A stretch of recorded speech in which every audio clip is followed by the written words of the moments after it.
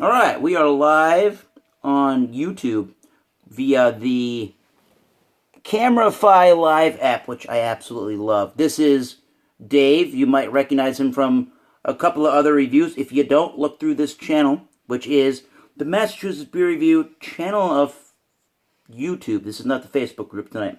I am Thomas Metal75. This is Dave, and this is your Massachusetts Beer Review. And we are drinking a very special Massachusetts beer with a plate of nachos that does not go with the beer, but we're going to do it anyways. Did it up right. This is from the Trillium Brewery, and this one is located in either 369 Congress Street in Boston, Mass, or in my neck of the woods, and Dave's, in 110 Shamoot Road of Canton, Mass. This is their day and night blonde Barleywine style ale with cold brew coffee. I do not, unfortunately, have the information right out in front of me of the pertinence of the beer. I bet Dave, if he wanted to look that up on his phone at some point, he could get us the information. But it's 10%, by the way, in this 750 milliliter, 25.4 fluid ounce bottle. So I'm going to get right to that pour. And I'll let Dave pour some beer.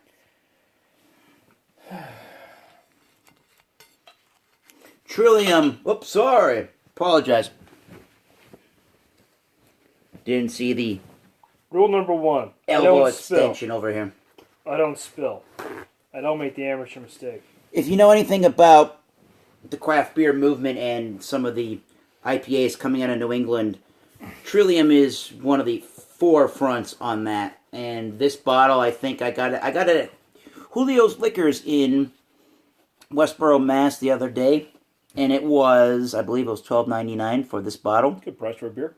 Not too bad for what I think is the quality of a Trillium beer. I haven't tried any of their barley wines. I don't even know that they make a lot, but here's one for you. And as you can see on my glass versus on Dave's glass, hold yours up, Dave. I tried to pour much more of a head to give you that style, and Dave just didn't even do that. Slow pour to the side at that point. Yep. I went straight down in the middle. And what I'm getting... So you forced the head. what are you getting out of the color there? Well, the color at that point, I mean, holding up to the light as best I possibly can. I mean, it's kind of that orange kind of a glow to it, too, as well. And looking inside of it, too, as well, it's very cloudy. I mean, you can see a lot of the sediment.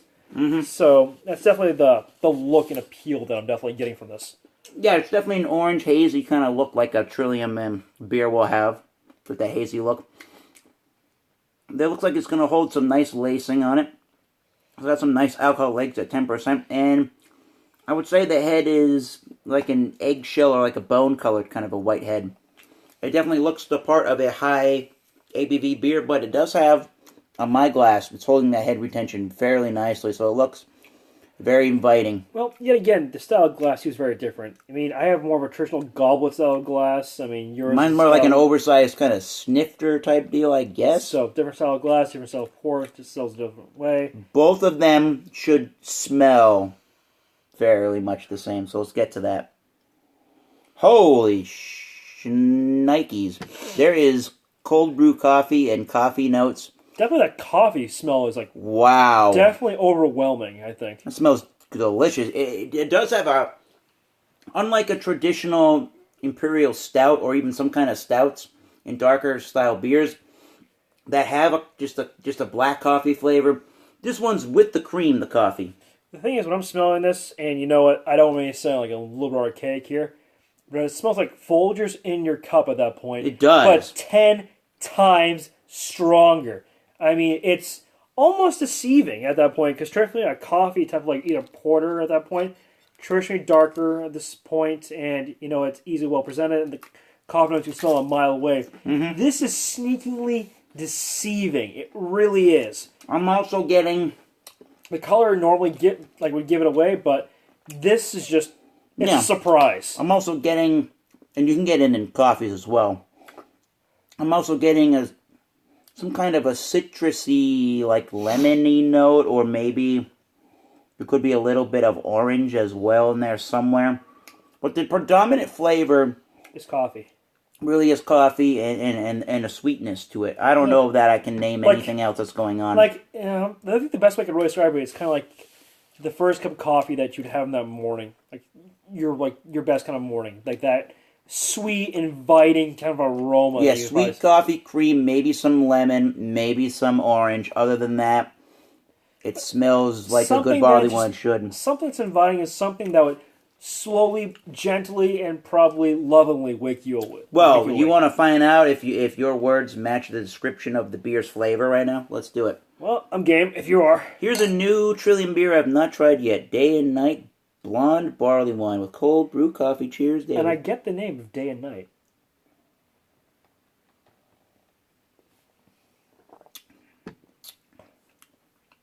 Ooh. Oh, that's inviting. I'm noticing immediately. You definitely taste the coffee feel for it. You definitely can. I'm noticing the body of the beer immediately. And the body of the beer has this full body kind of feel. It has this syrupy sweetness about it in a pleasant way. A coffee syrup kind of feel to it, you think, or? I don't know. I think this. It's weird. I don't know. I don't know that's so much a flavor. I am primarily you do get the same type of coffee in the flavor, but I guess what I'm saying about that syrupy sweetness is it's almost a texture. It's almost a texture thing. That's a good way to put it. It's kind of like a texture kind of feel, but like a strong but subtle coffee flavor to it. Yeah. So the name itself, this drink, is called Night and Day, correct? Night and Day, blonde barley one. So you know what? The kind of thought process. Or Day and Night. Day and Night. Well, let's see here. Day and night. You know, it's kind of weird because having this type of drink, the way it looks traditionally at that point, I mean, I'd feel that it probably would have some kind of an evening characteristic to it. I think it does in a way. After tasting it, it's like deceiving almost. It's weird because it presents itself kind of like a nighttime kind of beer. However, it has like that morning exactly kind of flavor that you'd hope for. Well, I'm kind of confused. What are these morning flavors that you're getting? Obviously, it's coffee, but beyond that, what's your flavor you're getting? Well, you know, coffee's a very big thing. So it certainly is. I mean, for me, when I think about this, I mean, traditionally during the evening at that point, I might have myself a beverage before I go to sleep and call my nightcap, and so I pass out. And yet again, when I wake up in the morning, usually the first thing I kind of do is I kind of wake up and kind of stretch out, and I go downstairs and, you know, I put a pot of coffee on and kind of wake myself up a little bit more. Mm-hmm. So this one kind of has that. It's almost a weird kind of setup too as well because it kind of has that color at that point of a beverage that could be had during the evening, kind of like your heavier lager. Well, not so much lagers at that point, but no lagers to be found in this beverage for sure. It's very weird because it looks like a saison kind of feel to it when you first look at it. However, the problem is that it's got a strong coffee flavor to it as well. So, I mean, it's enough for a curveball. It really is. Yeah, this blonde barley wine thing, I don't know if it's really a trend. I think I'm challenging the note of a barley wine here. I really am. But what I'm saying is sort of a similar thing here. Is that I haven't had any yet. I might look out for them now. But there are actually blonde stouts now that and I think what Dave's trying to say here is that it perceptionally it throws you out for a curveball. Drinking that beer that you know, looking at a beer like that, you would never guess. Yeah, exactly. Would.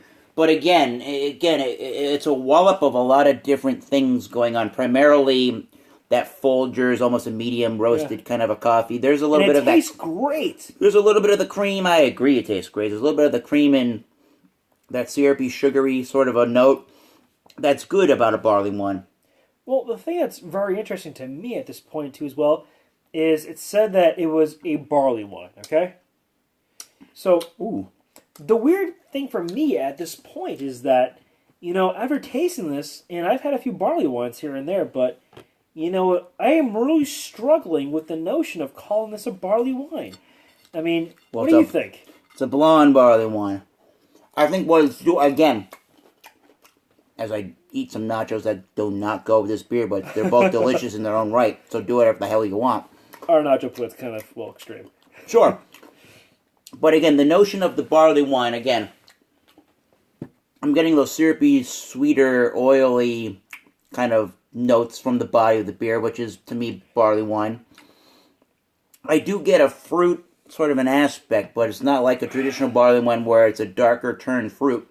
Right. This one's a little bit more lively in the sense of there's some lemoniness, to me at least, and there's some oranginess to it. There's more of a tropical fruit orientation to this, which isn't so un-Trillium-like to have a tropical fruity flavor and to have some of that tropical fruit Well, how do you mean hop notes. How do you mean by that orange kind of feel to it? Are you talking like an orange like acidity to it at that You point? know what? Or like a flavor feel it? Like, what are you thinking? I had another Trillium beer the other day that I did review called Deciduous Brown Ale, and as Imperial Brown Ale. And as I read that description on their website, I think this one fits a little better when they say that the Deciduous had an orange marmalade kind of a flavor. I think this has got more of that going on. There's more of an orangey, marmalade-y, Like jammy kind of a flavor. Peking, Yeah. kind of like orange kind of feel to it. Exactly. So that's primarily what I get. There's a considerable amount of bitterness to this, although I wouldn't say this is a hop lover's dream of a beer. Although I still wouldn't consider it a barley wine lover's dream of a beer. Although, Tommy boy, I think I figured out this beer. Okay, I think I have. You see, the beer is called Day and Night. Okay, so when I first looked at the appearance for it, you know, it throws me off because I think I'm gonna try something kind of like a light amber kind of ale to it. That's what I think. However, when I try it though, it's something entirely different. You know, there's a word for this in baseball. Okay.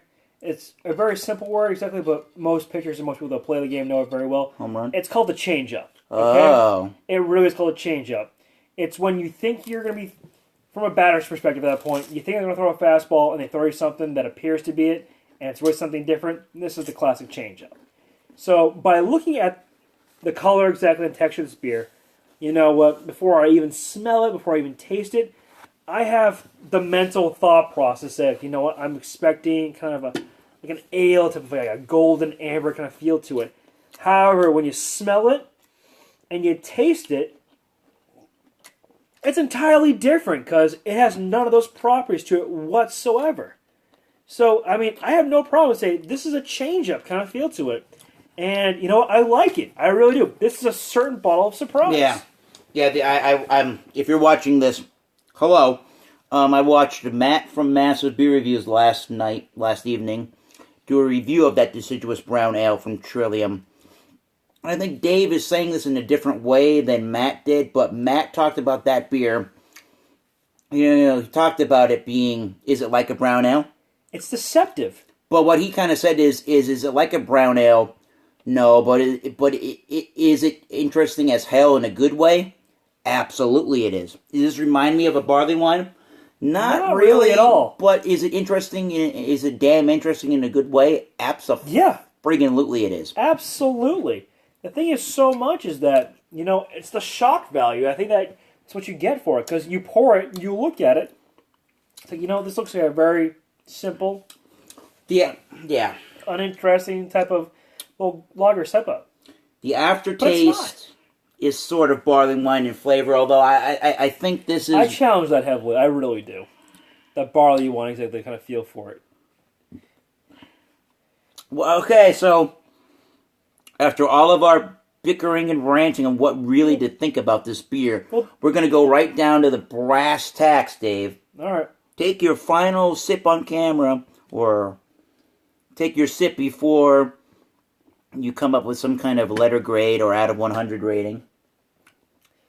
All right. So, final thoughts and grades, David. My first and final thoughts of the two is, well, you know what? I think the name of Day and Night, which personally you hear terms of actually a night and day kind of feel to it. So, I do not know what to make of that, for that label. I really had no clue, because I'm trying this beer for the very first time. Me as well. So, one thing I can say personally is I love the game of deception. I really do. And what this beer does, okay, is it plays the game of deception perfectly. It really does. Because when you pour it, you're going to expect something, but you get something entirely different. And it's not a bad feeling of getting something entirely different. You know, it's almost a shock value, but a great shock value of how impressive this beer really is. Because the look and the taste are almost two separate things. Yep. So when it comes down to a letter grade for me, I'm a very big fan exactly of trying something I wouldn't expect. I really am. And I like something that challenges me to think about this too as well. And this beer does it. So for the people that can exactly that I made this beer, I applaud you. I really do. I applaud you. Cheers, son. You want my letter grade for this beer? I do. All right, it's pretty simple. I'm going to give this beer an A-. That's right, Tommy Boy, an A-. Why So, at this point? It's not yeah. the best Trillium beer that I've had. Because I've had a lot of good Trillium beers. I mean, the coffee porter they have over there, fantastic. Okay? My favorite brewery. So, the name exactly kind of threw me for a loop. I didn't know what to expect. However, this is worth the price of admission, folks. This really is. Again, it was like $11.99 and some kind of change at the Julio's Liquors, which isn't going to be... I don't think it's going to be much more than that, and that was in Westboro, Mass. I don't think it's going to be much more than that at the brewery. But for me, I think what he's trying to say, and my thought process just... It's an elegant surprise. My thought process just practically went out the window when I was trying to say this. Yeah, I kind of got my idea of what to say here. It's sort of, maybe that's not really the most used term here or the phrase here, but sort of it shatters expectations. And what Trillium is doing to a certain extent with some of their beers, although they want to be that New England hoppy IPA and pale ale, which is what Dave and I love to death, and our stouts, and a lot of other style beers, but we do love our IPAs. They want to do things and then be Trillium. They're doing things with this beer, and they're being Trillium, and they're being all kinds of cold brewed coffee with a robust mouthfeel. It's got that syrupy, sweet, semi-sticky mouthfeel to it. It's got that orange marmalade. It has some white bread crust maltiness in the background, if I got to be honest with you on that. It's like they Frankenstein a beer. That's what this sounds like. Which is fine with me. If you can Frankenstein things, and the Frankenstein is a beast of an ale, then I applaud you. This has been going on for almost 18 minutes. I think Dave just put it best. Again, it seems like they Frankenstein a beer, and they did it quite well. I don't know if my rating, which is going to be another B plus on the 88 to 89 range.